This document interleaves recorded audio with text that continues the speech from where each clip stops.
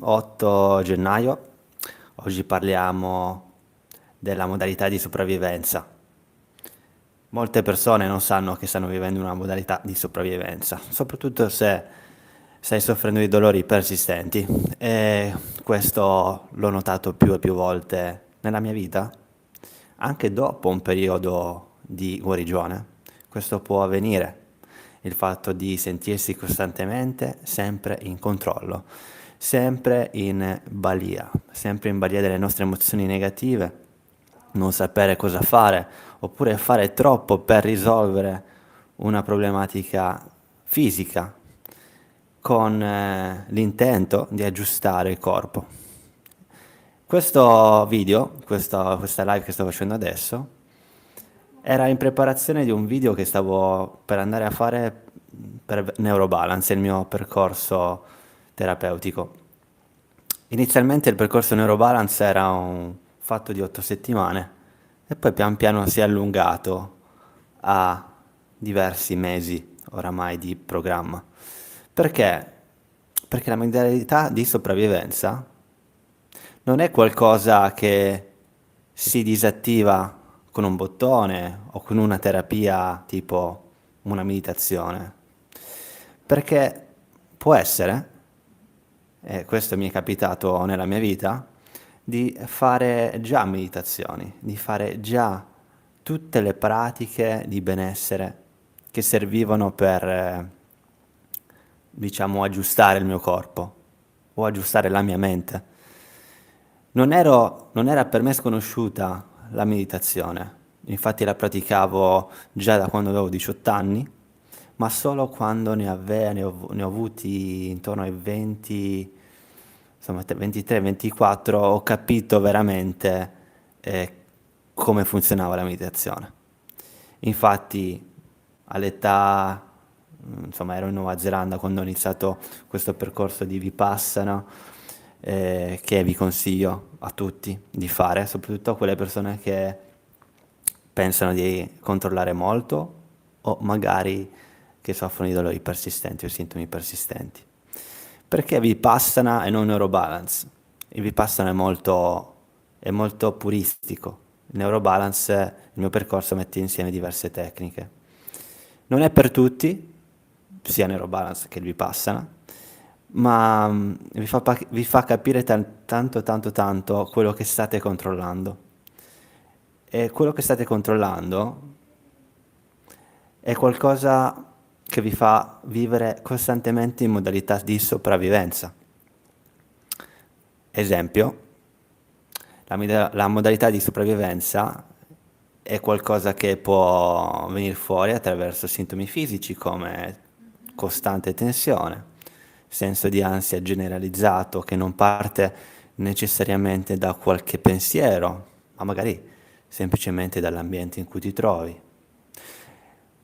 Quando vai ad anticipare magari il ritorno al lavoro, come in questi giorni, molte persone in questi giorni stanno tornando al lavoro dopo un periodo natalizio, di feste, dove per qualcuno può essere servito questo periodo, magari per rilassarsi, e magari i sintomi sono andati giù, per altre persone invece questo periodo ha fatto innalzare questi sintomi. Comunque, la modalità di sopravvivenza è una modalità che è stata appresa non semplicemente in un mese, ma magari in una vita. Molte modalità di sopravvivenza sono state apprese dai nostri genitori, madre, padre, e qui inizia poi arrivare a un percorso, si inizia a parlare magari di eh, di genetica, no? O magari di epigenetica, come se avessimo ereditato le nostre paure, le nostre ansie, questa modalità di sopravvivenza da qualcun altro. E sotto un certo punto di vista può essere. Però oggi hai la consapevolezza di capire che ti puoi trovare in una modalità di sopravvivenza e puoi anche disattivare questa modalità di sopravvivenza. Voglio veramente mettere in chiaro che meditare non vuol dire necessariamente riequilibrare il sistema. perché la meditazione in sé, in realtà, è nata proprio per accogliere qualsiasi caos esterno o interno e non fare assolutamente nulla. Quindi, se vogliamo, la meditazione è un lasciare andare. Il problema è che molte persone che entrano dentro il mio canale notano queste meditazioni, di cui ne vado molto fiero, aiutano, ma se vengono fatte con quell'idea di devo controllare il sintomo, devo controllare le tensioni, devo controllare l'ansia, in realtà ti dà un breve supporto nel breve termine o nel medio termine e poi nel lungo termine arriva di nuovo tutta la cascata, quando non mediti più. L'idea quindi è di usare queste finestre temporali durante la giornata, magari al mattino o la sera, o tutti e due, per lasciare andare, non per controllare, perché la tua modalità di sopravvivenza è in costante controllo. È in costante controllo del sintomo o in costante controllo di tutto il resto. Tu potresti controllare molto di più di quello che tu sei cosciente che stai controllando. Ma cose anche molto piccole. Esempio, i tuoi figli. Esempio, il tuo partner. Cosa mangiare per cena. Come pulire la casa. Come rapportarti con le altre persone. Il lavoro che fai. Come decidi di lavare i piatti. O come decidi di andare a dormire la sera. Tutto questo è schematizzato, ok? E stai controllando ogni minima cosa che potrebbe andare a togliere questo equilibrio. Questo equilibrio che tu ti sei creato o creato, che se quell'equilibrio viene spezzato, allora lì si instaura lo stress. Lo stress quindi non è il caos esterno, ma come reagisci tu a quel caos. Questo è chiaro, deve essere chiaro. Quindi quando facciamo qualsiasi tecnica, meditazione, scrittura espressiva, qualsiasi cosa, stretching, respirazione, forse l'ho già detto, respirazione, in quel momento non lo facciamo per controllare, ma per lasciare andare. Ed è Puoi fare lo stesso identico esercizio con un'intenzione completamente opposta e quindi dà completamente opposti risultati. Non è un caso che anche facendo un programma come il mio, 3, 4, 5, 6 mesi, la soluzione non arriva. E tu dirai, allora sarà un altro programma quello che dovrò fare. Allora sarà un altro terapista che dovrò trovare, magari un'altra psicoterapista, o magari un altro farmaco, o magari devo cambiare famiglia, magari devo cambiare lavoro, magari devo cambiare nazione. Ecco, tu puoi continuare a cambiare continuamente l'esterno, ma te lo dico chiaramente, per mia esperienza e per aver visto oramai centinaia di persone con sintomi persistenti. Queste persone, e io stesso, hanno dovuto cambiare chi erano loro all'interno, la loro identità. Il loro ego si è frantumato per creare una nuova identità. Questo creare una nuova identità vuol dire che dalla modalità di sopravvivenza, l'ego che stavamo sperimentando fino ad oggi, fatto di emozioni come depressione, paura, irascibilità, vanno verso le emozioni più positive, quelle di coraggio, gratitudine, pace. E questa transizione non può avvenire e non puoi aspettare che arriva attraverso quello che arriva dall'esterno. Perché hai aspettato e puoi aspettare una vita e i sintomi possono rimanere lì una vita. Perché ora hai capito, forse, e spero, con il mio canale, che c'è una grande, grande alleanza tra emozione e corpo.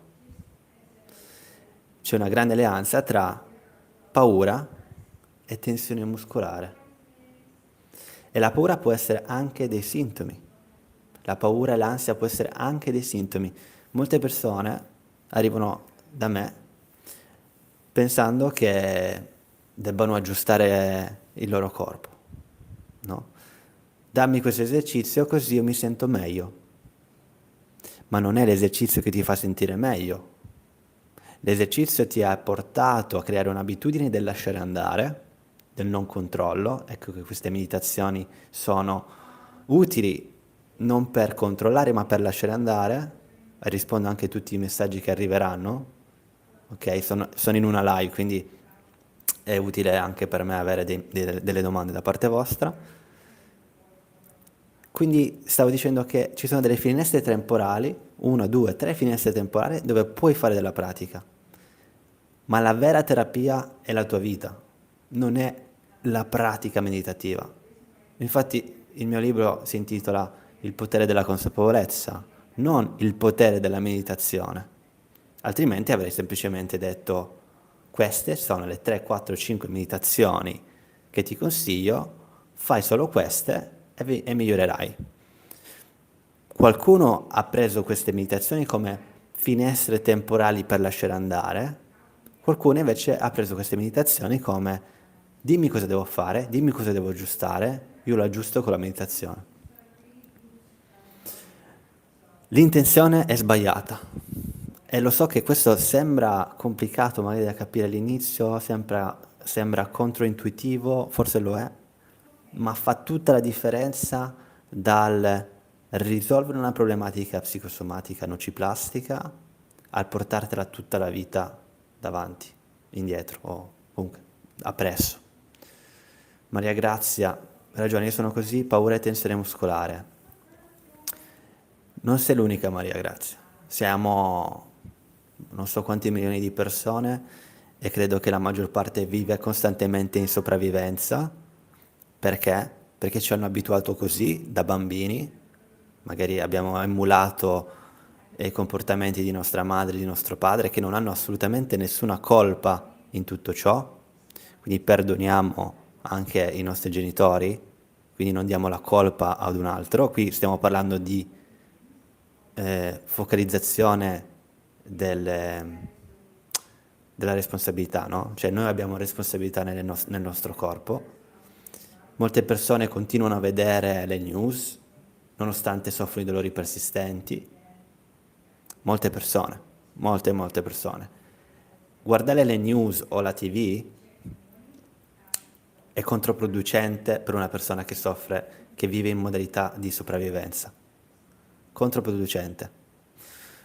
Tu dirai, allora anche i social sono controproducenti. Sì, sono controproducenti anche i social, un po' meno rispetto secondo me, alla TV. Ma quando dico la TV, dico le news, dico i telegiornali. Questo mia madre me lo dice spesso. Dice, ma come fai a non avere la televisione a casa, così non ti informi mai di niente? Ma noi di cosa ci dobbiamo informare se non del nostro benessere, no? Della nostra felicità, del nostro essere in gratitudine, in pace. Una volta che hai questo, cosa ti serve? E uno pensa che magari una guerra in Siria possa essere risolta da noi, guardando la TV e le news, invece di preoccuparci della nostra problematica. Non possiamo aiutare qualcun altro se non siamo in pace noi. È vero che aiutare un altro porta pace a te, ma pensiamoci che queste news, questi telegiornali non sono fatti per aiutare quelle popolazioni lì. E questo è un bluff, questa è una sorta di ipocrisia che abbiamo noi in questo mondo, no? Che pensiamo, cioè nel western, nella parte europea, che aiutiamo qualcun altro semplicemente magari dandogli una, so, 100 euro al mese ai bambini poveri in Africa. Va benissimo, va benissimo. Ma come aiutiamo veramente la popolazione? Aumentando le nostre vibrazioni. Le vibrazioni che abbiamo noi all'interno. Cioè noi stiamo inquinando molte volte un ambiente familiare, ma anche lavorativo, con le nostre vibrazioni negative. E però ci sembra che magari dando un 100 o 1000 euro al mese di beneficenza possa migliorare il mondo. Questo non vuol dire non fare beneficenza, io la faccio, ok, non lo dico pubblicamente, però quello che per me è più importante è cambiare la mia realtà. Ciò non vuol dire che me ne frego degli altri, non a caso faccio un lavoro che è improntato verso l'aiutare gli altri, no? Questo canale YouTube è nato per aiutare gli altri senza aver nulla in cambio. Poi che YouTube mi dia un compenso, che non, ragazzi, non pensate che YouTube dia uno stipendio a una persona che fa video. Queste cose che si fanno via video sono assolutamente, cioè non ci vivi, non ci vivi. Qualcuno ci può vivere, no? Però non ci vivi con questo, quindi bisogna fare qualcos'altro, ovvero appunto fare la tua professione. Quindi ritorniamo un pelino indietro, ci sono queste vibrazioni di sopravvivenza e queste sono tue scelte, è la tua scelta, è la tua consapevolezza è una tua consapevolezza questa del vedere e capire che ti trovi in una modalità di sopravvivenza. Già questo è un primo passo. Se non noti questa cosa, quindi queste emozioni negative, non puoi trasmutarle in emozioni positive. E tu penserai, ah, ma se il dolore è ancora lì, come faccio a sentirmi bene? Lo so, questo è molto difficile, ma qui c'è una scelta, c'è una decisione da prendere. Tra le emozioni negative e le emozioni positive, in mezzo ci sta il coraggio, l'emozione del coraggio. Dove lo senti il coraggio? Nel coraggio ci vuole coraggio, ci vuole fiducia nel tuo corpo, nel percorso che stai facendo. Ecco che qui bisogna poi entrare anche in discorsi come magari più spirituali. Il coraggio è una decisione, quindi vedi che questa cosa qui non deve necessariamente arrivare da qualcun altro. La fiducia è qualcosa che decidi tu di avere, non che deve arrivare da qualcun altro. E qui inizi a capire che c'è una trasmutazione, una trasformazione di queste energie in positività. Ciò non vuol dire essere felici quando hai dolori cronici o sintomi cronici. Vuol dire avere fiducia e coraggio che queste emozioni negative di frustrazione e paura possono trasmutarsi in coraggio e fede. Coraggio e fede di cosa? Ecco qua uno dice, di che cosa? Se non credo proprio a niente. Credi in te stesso, inizialmente, se non vuoi credere in nessun altro. E perché dovresti non credere in te stesso? Vuol dire rimanere bloccati in una barca in mezzo all'oceano e non c'è nessuno che ti può aiutare. Ma lì puoi ancora avere coraggio di dire forse ce la faccio, forse arriverà una barca che mi dirà magari che la soluzione non era all'esterno ma era all'interno. Qua sembrano insomma parole dette facili, no? Però non voglio sembrare troppo, diciamo, astratto in quello che dico, però è importante per te capire che quelle meditazioni che stai facendo devono essere fatte con un'intenzione di non controllare. Così che quando non fai la meditazione, e quindi sei magari a lavoro o a casa a guardarti un film, e senti i sintomi, ti ricordi, ah, ecco, non devo controllare come è successo nella meditazione. E lì piano piano il sistema si riequilibra, perché capisci che non è l'esterno che ti deve, ti deve cambiare, ma la tua reazione interna. E qui è neuroscienza, ci stiamo parlando di neuroscienza, assolutamente. Non stiamo parlando di spiritualità o di qualcosa di più astratto, parliamo di neuroscienza. Nel momento in cui noi sentiamo gratitudine, ma anche per una questione, una cosa piccola, stiamo cambiando i circuiti neuronali del nostro corpo, di attivazione cervello-corpo e corpo-cervello. Tu dirai, ma di cosa posso essere grato oggi, no? Una semplice pratica della gratitudine, prima di andare a dormire, e dire di cosa sono grato oggi, che è successo oggi. 3 cose. Ce lo dimentichiamo, andiamo a dormire con quelle paure costanti, sempre le solite paure, che magari non scriviamo, ce le teniamo all'interno, non le diciamo, e quindi le reprimiamo. Queste repressioni portano costantemente contrazioni muscolari. Ho assistito delle persone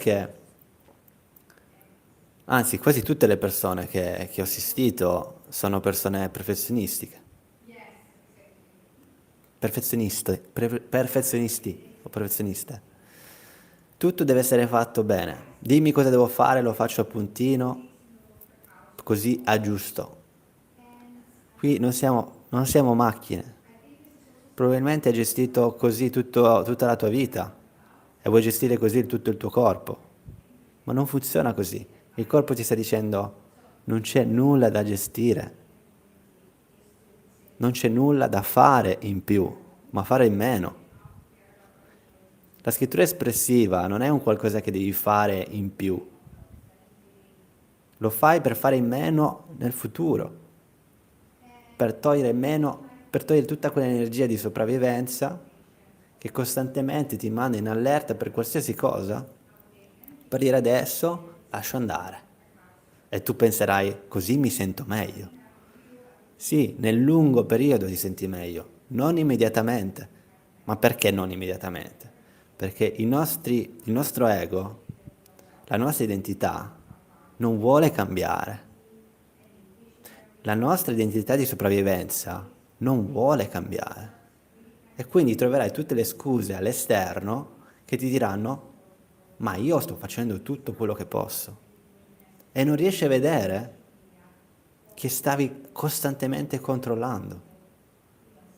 Ed è difficile da parte mia aprirti gli occhi e dire, guarda, stai controllando questo.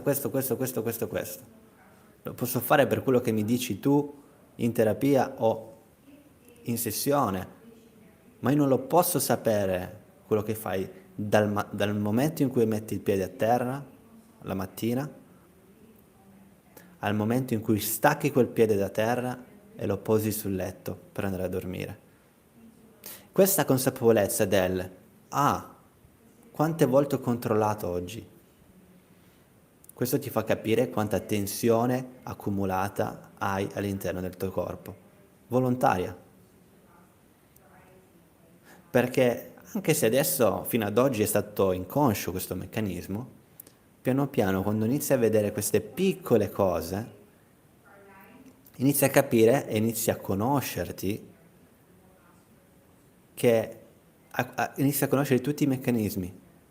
Inizialmente non devi fare nulla se non notare questi meccanismi, notare quelle emozioni negative, notare quanta paura porti al tuo corpo, per qualsiasi cosa.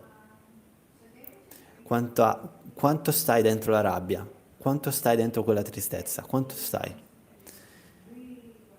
Il nostro corpo non è fatto per rimuginare pensieri negativi. La modalità di sopravvivenza, se è stata creata dal creatore, è stata creata per risolvere qualcosa di momentaneo, urgente, critico. Nella nostra società non c'è nulla di urgente, critico da risolvere. Perché? Perché stiamo parlando di situazioni che possono succedere una volta ogni morte di papa. Esempio, stiamo parlando di una modalità di sopravvivenza quando sei veramente, stai nuotando e vedi uno squalo passare, la pinna di uno squalo passare. Subito sei in modalità di sopravvivenza, tutta questa energia è stata creata all'interno di te per scappare dallo squalo. E poi questo squalo va via, la modalità di sopravvivenza va giù e tu ti riequilibri, il tuo sistema nervoso si riequilibra, il battito cardiaco inizia ad andare più basso, la contrazione si smolla, inizi a sentire magari della fatica. Queste sono tutte sensazioni e ripercussioni di una modalità di sopravvivenza nel breve termine.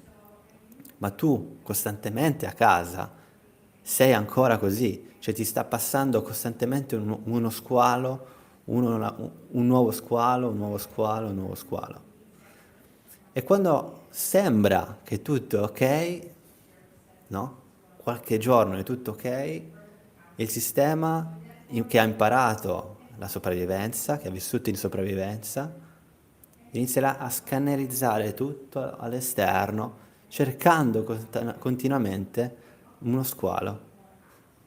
E guarda caso quello squalo è tua figlia che non ti manda il messaggio che è arrivata a casa, tuo marito che sta facendo ritardo per 20 minuti ed era a lavoro e non ti sta scrivendo per dirti amore sto arrivando. E tu quindi il tuo sistema inizia a dire ma chissà cos'è successo. Perché? Perché siamo stati abituati a questa costante abitudine di trovare qualcosa che non va bene. Esempio, appunto, le news del telegiornale. Quindi la nostra decisione oggi è di vivere almeno nel coraggio di decidere cosa portare avanti per il resto della nostra giornata o quello che posso lasciare andare. Non possiamo lasciare andare semplicemente con uno schiocco di dita, possiamo essere consapevoli dell'emozione negativa, questo è il primo spazio, il primo step. Possiamo essere consapevoli che quell'emozione negativa possiamo lasciarla andare dopo i 6-7 secondi, ok? Non ti dico subito i primi 2-3 secondi puoi lasciare andare un'emozione, ma quando inizi a vedere questa illusione, ok? La stai vedendo, il velo dell'illusione, ci sono dei veli di illusione di fronte a noi. Questa non era la realtà, ok? Quello che vedi è la tua percezione della realtà.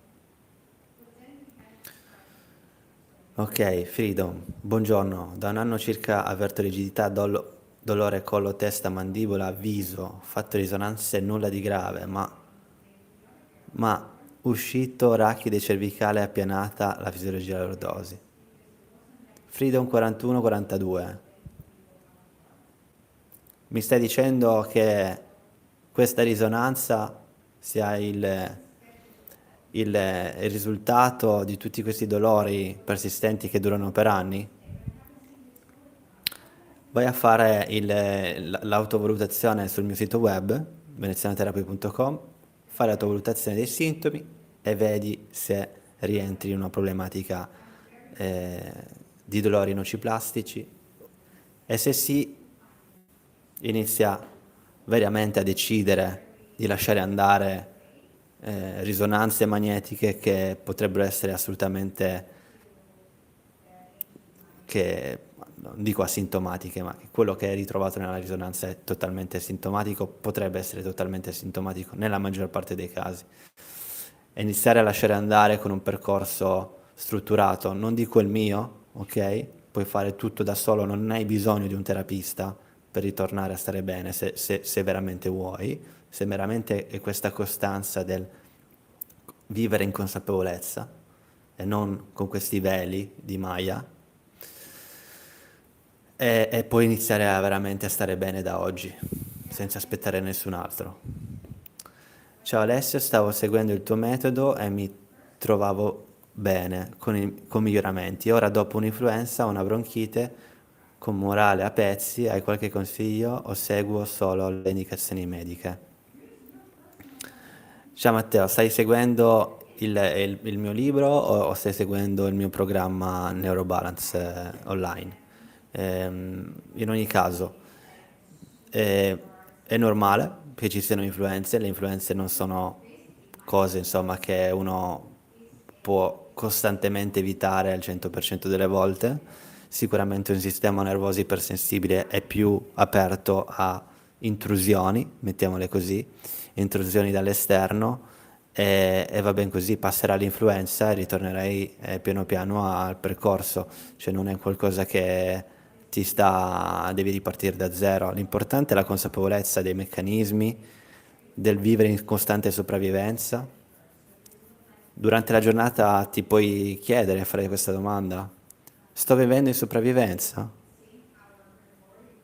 E non deve essere un qualcosa di cognitivo, ma deve essere sentito nel corpo. Chiudi gli occhi 2-3 secondi e inizi a sentire dove stai portando tensione.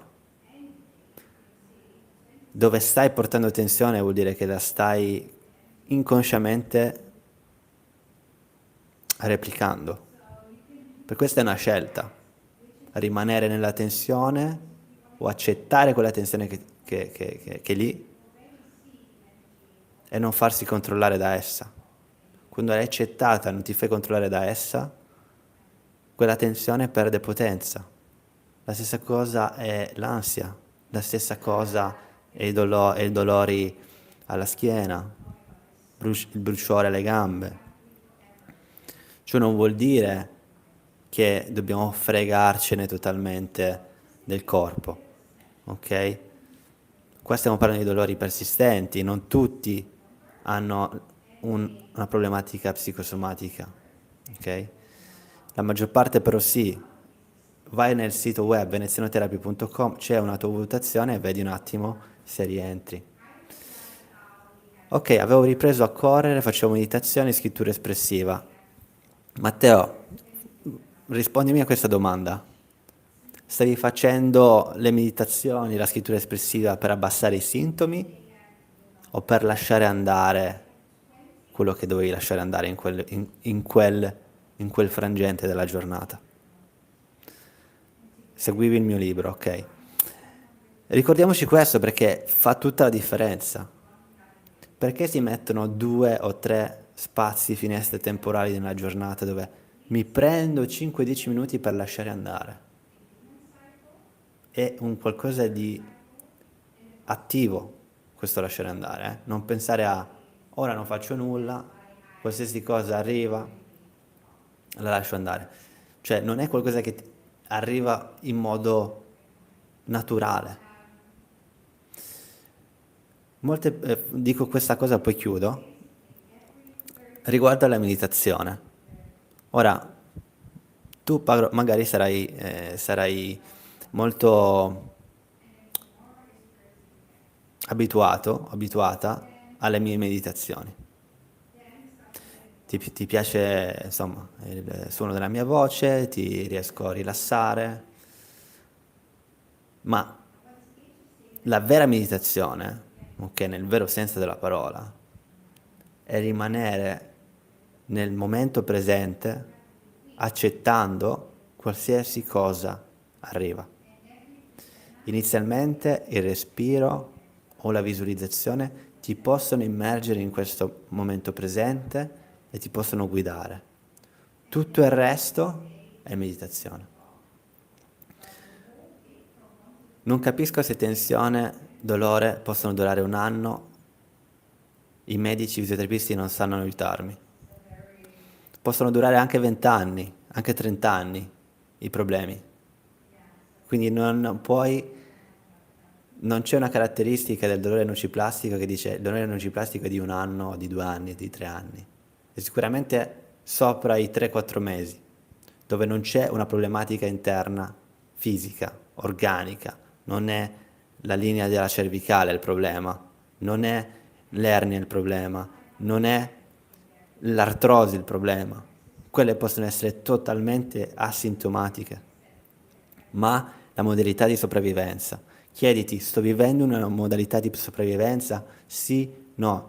Costantemente sono preoccupato del futuro o del presente? Vivo ancora nel passato di quello che non ho fatto, di chi non ho perdonato? Oppure è veramente una questione organica? Oppure sono veramente in fin di vita? Ok? Chiediti, fatti questa domanda a Freedom 4142. Stai vivendo una modalità di sopravvivenza? Sì, no. Ma la modalità di sopravvivenza è il risultato, ok? Quindi uno può anche pensare, sì, ho l'ansia, ma è tutto iniziato da questi dolori. Ok, cosa è successo prima di questi dolori? Probabilmente inconsciamente stai vivendo già in modalità di sopravvivenza, oppure la modalità di sopravvivenza è iniziata da un episodio in particolare o da un periodo in particolare. Chiediti durante questo anno cosa hai fatto da parte tua, non cosa hanno fatto i fisioterapisti, i medici per te. Perché i medici e i fisioterapisti non hanno una colpa, la colpa è la nostra, che ci affidiamo costantemente a un qualcosa di esterno che ci aggiusta. E siccome questa modalità di sopravvivenza non è giustificata da un cancro, da un'infezione, ok? Non è giustificata. Quindi cosa vuoi che trovano in una risonanza? Qua non bisogna escludere la medicina convenzionale, bisogna includerla in questo processo e dire ok, i medici non mi hanno aiutato, i fisioterapisti non mi hanno aiutato, cosa ho capito io di me? Che vivo una modalità di sopravvivenza, ok, iniziamo a praticare queste finestre temporali di non controllo e la paura inizierà a salire su, l'ansia inizierà a salire su, perché un sistema di sopravvivenza, in una mente e corpo di sopravvivenza, l'ultima cosa che vuole farti fare è di lasciare andare. E quando inizi a lasciare andare, tutti i sintomi inizieranno a salire su e tu avrai paura e ritornerai di nuovo nel sistema di sopravvivenza. Capisci che questa è un'illusione incredibile. Ma io ti sto chiedendo, con coraggio e con fiducia, di sentire questi sintomi e di non averne paura, perché non sono problematiche gravi. Sono riflessi di un ego che ha portato tutti questi sintomi per dire guarda che stavi controllando, guarda che c'è qualcosa qui che non va, perché hai represso per non so quanti mesi. Che palle Davide, che palle lo dico io, che palle. Mi sembra che la ripetizione di queste frasi stia aiutando veramente tante persone e anche a me, che ho capito tantissimo dalle persone che ho seguito durante questi anni. Perché o tu sei il paziente zero ed hai avuto tutta una marea di problemi, tutti i tuoi problemi che andrai a risolvere nel futuro erano dentro di te e allora conosci tutto e dici, ah, tu hai problemi lì, ah, fai questo, questo, questo, questo. Ma è impossibile. Infatti noi esseri umani impariamo anche dalle esperienze degli altri. Dovremmo. Però dobbiamo iniziare noi a fare qualcosa dall'interno, giusto? E non usare la meditazione per sopprimere, per portare giù. Non usare la meditazione in questo modo perché sarà una nuova pillola, sarà una nuova pomata antinfiammatoria, sarà una nuova terapia manuale. Così la usi così, uguale, identico. E direi quindi, ah, ma non funziona. Ah, ma io non ho capito nulla di me. Ma ti sei fatto le domande? Ti sei guardato all'interno un attimo per dire oggi cosa ho controllato? Ciao, peccato sono arrivata in ritardo, Anna. Anna, non ti preoccupare, arriverai a rivedere questa live. Allora, sono passati 39 minuti. Questo era per me un'introduzione del video che andrò a fare adesso su Neurobalance perché è qualcosa che forse non è capito, non si è capito Voi vedete tante meditazioni nel mio canale, pensando che la meditazione ti aggiusta. La meditazione è una finestra temporale di non controllo, semplicemente è questo. O vivi in 24 ore su 24 in una finestra temporale di non controllo, oppure non migliori.